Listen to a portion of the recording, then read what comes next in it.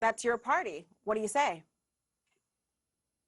Well, I mean, it's a good question. I mean, there obviously were Republicans who were uncomfortable with sort of the direction that Donald Trump took the party, and a lot of them voted for Joe Biden. I mean, you look at the breakout in the recent voter file analysis that was done, and you see these suburban Republican-leaning voters. We knew it, I think, instinctively, but the data now confirms it. These suburban Republican leaners went to Biden. Some of them also went to Democrats in the 2018 midterm.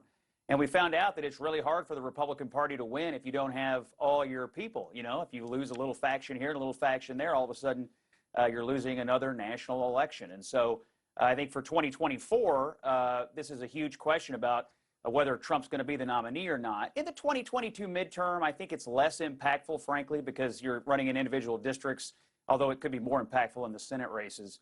But our ability to win back the White House really hinges on our ability to recover the suburban leaners who went to Biden and keep together the rural coalition that Trump had and, frankly, try to retain some of the minority voters that he brought to the party over his 16 share. Let me stay there for a second with you, Scott, because Republican candidates, speaking of the idea of the midterms and coming ahead, they're increasingly focusing their campaigns on the baseless claim that the election was stolen. I mean, listen to this from Congressman Mo Brooks at CPAC. Because dictatorial socialists want to cancel America. We have to fight back to protect our country's greatness.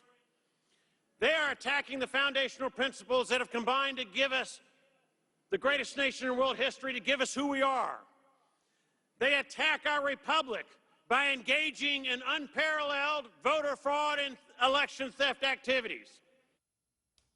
There is no widespread voter fraud. So why is stuff like this being pushed at CPAC? I mean, is this in lieu of a platform? Is this the new platform, Scott? Well, it's certainly part of it. I mean, Republicans have always cared more, I think, about election integrity. It became a bigger talking point, of course, after January the 6th and after the election and after what Donald Trump did. But Republicans have always sort of been the party of voter identification and more security around elections. It's ramped up now. I think you're going to see that issue in these Republican primaries. I think you're going to see school issues. I think you're going to see a lot of issues that, frankly, are new to the landscape. You know, certainly new to the priority in the landscape. Mo Brooks is a good example. He's in a primary in Alabama for U.S. Senate.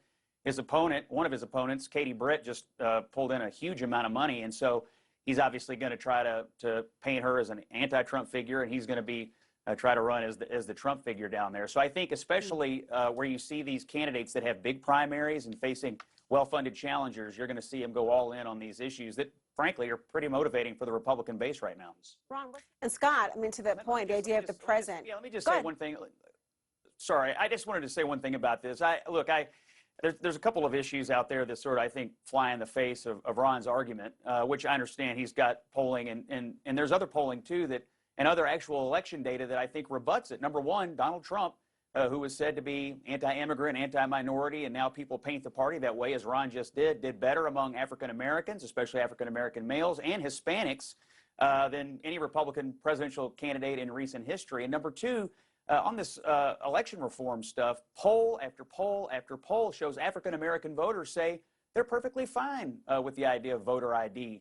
And election security. So I understand the talking points and I understand the arguments, but there's actual data, both election data and polling data, that sort of refutes it. And so I, as the Republican, analyst here and somebody who votes Republican, I don't believe I am in a party that is trying to do anything other than to have secure elections and who wants to compete for the votes of everyone, no matter what color they are or where they live. I totally disagree with Ron's assessment that this party wants to be a whites-only party. Well, let me tell you, fellas.